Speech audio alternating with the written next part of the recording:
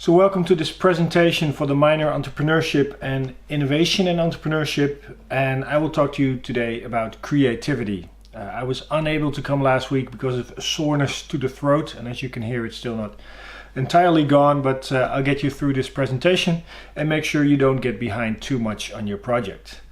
My name is Rutger Middendorp and I do a lot of different things.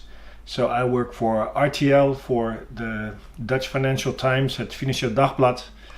I teach at the Academy for Popular Culture as a coach and a lecturer, and I'm a freelance creative director. Well, why am I here today? Well, last week you were told how to come up with new ideas, and you were given like a process in 6 steps, and you had an assignment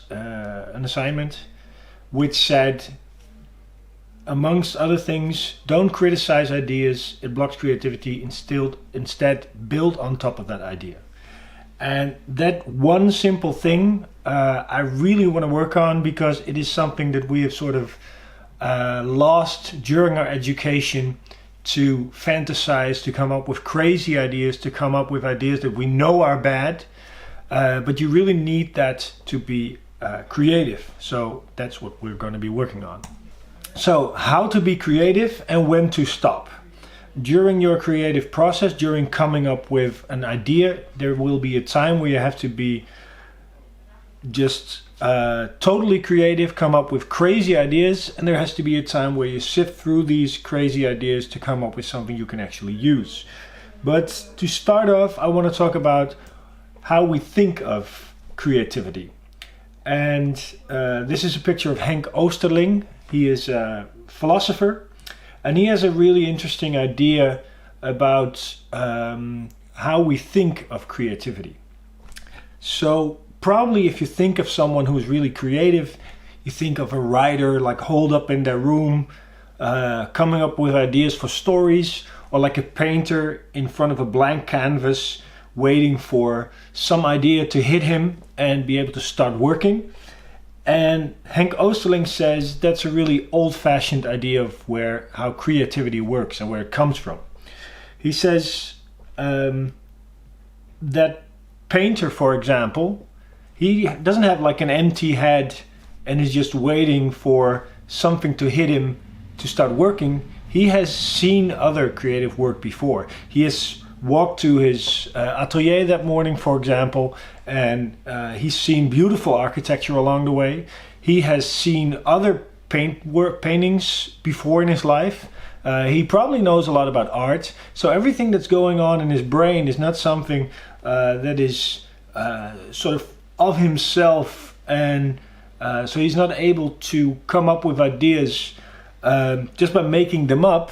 He is combining all these different elements that he's come across during his life. So the thing that you should teach people, the thing that you as in this project should evolve, is your reflective sensibility. So don't talk about your creativity and whether you're creative or not. That doesn't really matter. Do you have reflective sensibility? And sensibility, I think, is pretty easy to explain. It's about the senses. So what can you touch? What can you hear? What can you smell? What can you see? And how sharp are you in your observations? And the funny thing is, if you have like a baby, a newborn, they see and smell everything. That's why they sleep like 80% of the day, because they're perceptive to everything. And what we have learned during our life is to sort of block out a lot of the things that are coming through us in smell, in sense, in hearing. We block that out. So we don't see as much, we don't hear as much as we used to. There's even a nice experiment where they had really young kids and older ones look at a group of chimpanzees, and the really young ones were able to tell the different chimpanzees apart, and the older ones, they just see chimpanzees and that's it. So we lose a lot of our sensibility basically, and what you need is to regain some of that sensibility, to be able to step into the train and not just accept everything that is around you as fact, but to look around to see, why are all these people on their phones? Why did the NS or Arriva choose blue seating, for example? All those things have been decided by someone, have evolved over time, and you can accept them as is and sort of be like a consumer, or you can open up your sensibilities to them. And to come up with new business ideas or with any ideas, you need to open up these sensibilities again. And it's really easy because you have all the equipment already, but it is a conscious decision you have to make. And then reflective, that's the second part, or actually the first part of reflective sensibility. But first you need your sensibility, but then afterwards you also have to think about what you see. So of course there's a lot going on that you would have seen as a 2-month-old baby that you sort of shut off yourself for now. But now you can really think about it. You can think about, what does it mean that I'm sitting with 4 people in a train and these other 3 are on their phones and they don't interact?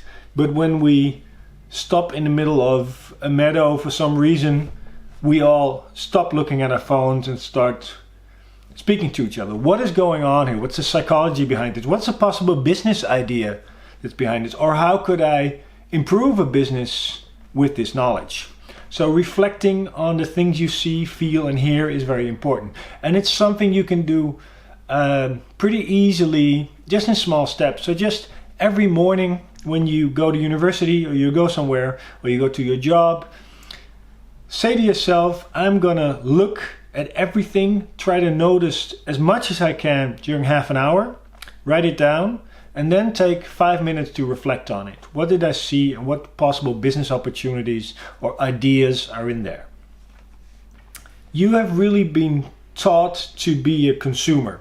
You've been taught, there's a very, very nice philosophy about this where someone said, many ages ago we were considered to be part of nature. We were one with nature, and the thing we had to do was sort of take things from it to sustain ourselves and make sure that that things kept growing. And then we started relating to God, and then we started relating to kings, and then we became part of the industrial process. We were makers, and now we are not necessarily needed as makers, we are needed as consumers. So we have become in our life very much used to the idea that we are spoken to by other people and we can passively listen to these messages and then sort of buy stuff to gain a little bit of happiness for a very short time. And I think starting to think of yourself as a creative, as an entrepreneur, but also as a producer instead of a consumer is a very important first step to evolve yourself as an entrepreneur. So that's sort of like the basis, general framework of what I wanted to say. But I want to help you with some process steps as well. And I've been looking for a long time for a book that taught me about the creative process and about coming up with conceptual ideas, so like bigger ideas. And there was one little book called A Technique for Producing Ideas by James Webb Young, which is really old. And first I sort of dismissed it because it looked like it was a little too simple. But after reading a lot of other books, I realized that what James Webb Young wrote down was really like the basics, the skeleton of what any creative process looks like. And I will guide you through the steps that he has written down in his book, A Technique for Producing Ideas. I would highly recommend you to buy this book. It's only like 10 euros, so please get it. It's an absolute classic. So the first step, what's the question? And this is the most important thing. If he illustrates very well in the book that the bigger the amount of time you spend on defining what the real question is, the easier the rest of the process becomes. So he gives a few examples, so you should really read it.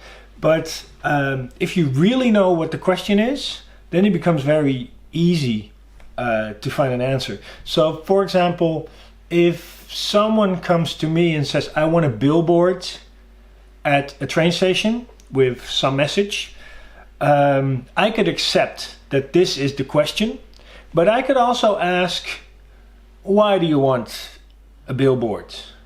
And then they say, because we want to be seen. Well, why do you want to be seen? Well, because we want more people to come to our restaurant, for example. Why do you want more people to come to your restaurant? Because that's how we make money. And so you can ask on and on and on and on. And then in the end, you know what the actual question is. And that's when you can answer. And maybe a billboard is not such a good idea to get more people to a restaurant, for example.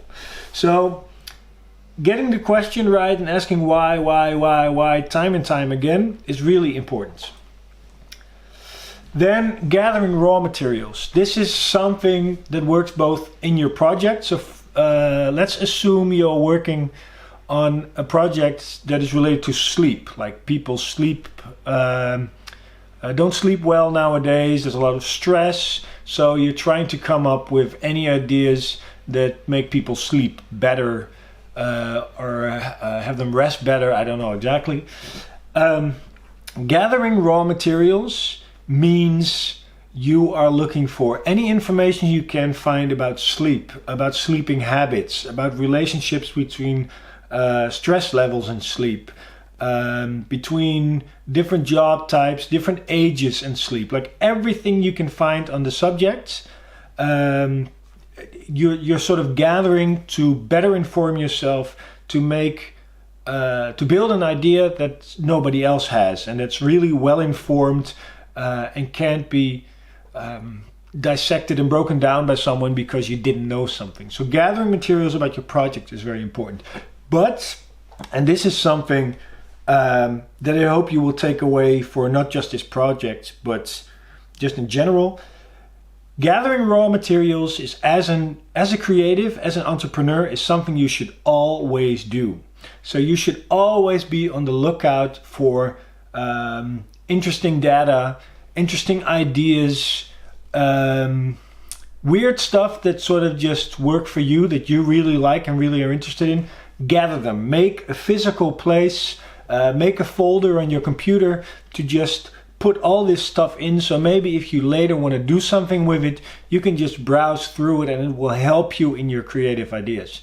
And it will also give you a certain very own taste, a very own method. So your ideas really become yours. So if you're interested, for example, I had a student who once found a little newspaper article about a man with no arms and no legs who swam across the channel. And he said, I don't know what I'm going to do with this, but I just found it such an amazing image that I wanted to keep this because maybe later it will inform me with a project I will do. And it's such a strong image and something peculiar and unusual that it could be a perfect ingredient for any idea, be it business or just general creative artistic idea, to sort of build upon later. So you want to have these type of things just in a box, newspaper clippings, all this stuff, just have them in a box somewhere so you can look them up and be inspired by stuff that you really like. So gather raw materials both all the time and specifically for your project. Then what you're going to do if you have your question is really clear, what the question is you want to answer, you've gathered a lot of material around the subject, you're going to start sifting through it, but also sift in the box with the general ideas that you have that you've come up with over time. Also look through these things and start digesting it. Talk about it with the person you're in the project group with, and just write everything down that you come up with based on this material. So if you're on the subject of sleep and there's something about power naps, just sort of have a 5-minute brainstorm on power naps by sifting through and just writing everything down. Where could I power nap? How could I improve power napping? What do I need? Why don't I power nap myself, even though I know that it's really helpful? So write all these ideas down, work on them, and this is also the part where you do not judge your ideas. So everything you come up with while digesting these materials, you should write down. even if you know that it is a really bad idea that you came up with, still write it down. And I'll try to explain why. First of all, if you're trying to come up with ideas and you're at the same time sort of judging them, so thinking, is this a good idea, yes or no? Then what you are doing is having a list of everything that is good on one side of your head and all the new stuff on the other side of your head, and you're comparing it. And you might think that's a really good idea, but the only way you can tell that something is good is by comparing it to something that already exists. So if something is a truly new idea, you do not know if it is good or not because you have never seen it, you have never heard of it, you have no idea if it will work. So throw that all out of the way. Also because judging ideas takes capacity, takes brain capacity. And what you want to do is use all your capacity just to combine things, come up with crazy stuff. And a lot of times you come up with 3 really random ideas that don't make a lot of sense. But if you've spoken them out loud and somebody else has added another weird idea out loud, then all of a sudden you come up with a new idea where you combine these 2 weird things into something that might actually work. So while digesting the materials, really please, pretty please, no one says no. No one thinks about whether something is good or bad. It doesn't matter. Really make a time and place. Also, say for example, we're going to do this for 30 minutes, 45 minutes. You can't do it much longer. And just go through all of these steps. Okay, so I had a little problem with forget about it, the 4th step. So what James Webb Young is saying is you should have a step where you're not thinking about any other project. You're basically not engaging your prefrontal cortex at all. That's the part of your brain that is busy making decisions. You go for a walk, you take a shower, you try to think of nothing. And what happens is that the 80% of your brain that you're usually not paying much attention to is doing its own thing. It's basically combining all the ideas you came up with before. And if you do that, you sleep on it, the next day something will have happened. You will look at all these ideas again and you will have sifted and sorted them a little bit and made some sense of it, forgot some stuff, maybe some other things became a little more vivid. And then you can look at it again and say, what did I like? What is the next step? What am I going to work on? Which of these ideas do I feel good about? And it sounds like something really, like it's sort of magical and weird and floaty and yoga-ish or something. But brain scientists actually concur with what James Webb Young is saying, that if you're using your prefrontal cortex, and we do that a lot, then you're not giving the rest of your brain enough processing time. And 80% of our brain activity we're not even aware is happening. And so we need to feed that brain with some ideas and then just let it do its thing. So if you start doing other stuff that take a lot of time from the prefrontal cortex, then those ideas will not marinate. But if you go for a jog, a walk in the woods, swim, take a shower, whatever that takes your mind off of things, that really works. And it's something I had a little issue with because I thought it can't be this easy, but it actually is this easy. So the next step is eureka. So you come up with one thing that you really want to go with, and basically then you start all over again, because the answer usually redefines the questions, and you go through how am I going to implement this? And you can take all these steps again to come up with implementing it up until the moment where you think this is final, this is as far as I want to have it. Now, I want to talk to you about 2 ground rules. One I talked about before is know when not to judge. So in the looking up your basic material, don't judge, just sort of go on your gut feeling. Do I think this will add something? Cool, up, let's go.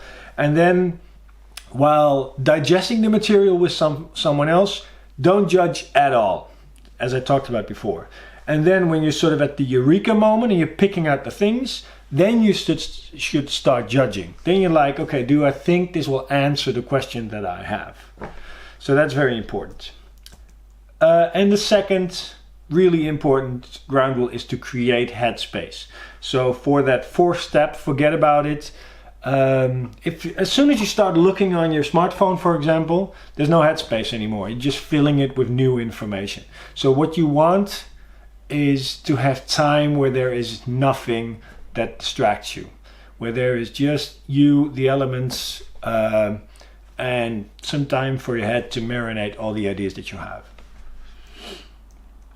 So basically what I would like you to do is gather material for the ideas that you have. So if you have defined the questions, I hope you already have, you've really defined your question, then start gathering material.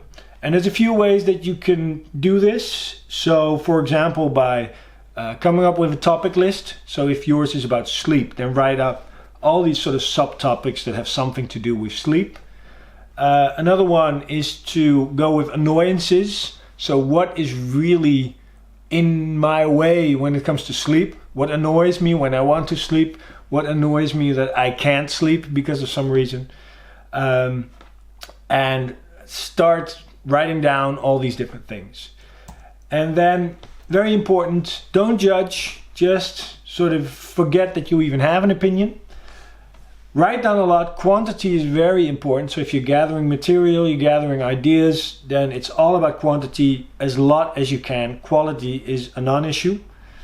And make ideas visible. And this is just a general brainstorm thing. If you're working in a group, but even if you're working solo, it's very nice to have like an external brain. So if you have post-its, you write down anything you have on a post-it and you make a wall. So you can have a wall of information, where it's just about all the things you know about sleep is on there. But also if you're coming up with ideas or solutions, you can write them down on these post-its and make a wall of solutions. And the nice thing about using post-it is that you can sort of make clouds that have something to do with each other and rearrange them if you want to. And that really, really helps in sort of establishing a common external brain where you have like a memory of all the ideas you have on the wall, and it's easier to relate to it and to talk about it. All right. You can combine some of the topics. So for example, if you have found some information, you also have some ideas, try to combine them. You can do the same with the annoyances that you have. And something you can do is using tropes. If I have a problem with sleep, for example, then what would be an exaggeration of that problem? So not being able to sleep at all or more than 1 minute per night. So if that would be the problem, what would the solution look like? Or if I have found a solution, can I exaggerate the solution? So if I'm making, for example, a quick nap pod to install at universities, what would it look like if the entire hall was full of them? So try to do that because it helps you sort of visualize ideas. It helps you get weirder ideas, which is really helpful because if you have a really weird idea, it's probably original. And it's easier to have a weird idea and tone it down to, at least doable, and it's still being creative, instead of having a non-original idea and adding something to make it creative. So really go with crazy first and then tone it down. And there's a lot of different tropes you can use to sort of talk about the ideas that you have. So what if I do a contrast? What if instead of talking about power naps, what is the exact opposite of a power nap pod? Well, it could be something that keeps you awake. Well, what would that look like? Or instead of a power nap, like a really long nap, could I have sleep in colleges, for example? I don't know. Just come up with anything that is really crazy and try to use these tropes to sort of make them even crazier so you can then tone it down. I hope this is useful to you, and I hope I will find some time to still see you in your project. But if you have any questions or you want to ask me for some advice, please send them to this email address and I will help you out. Good luck.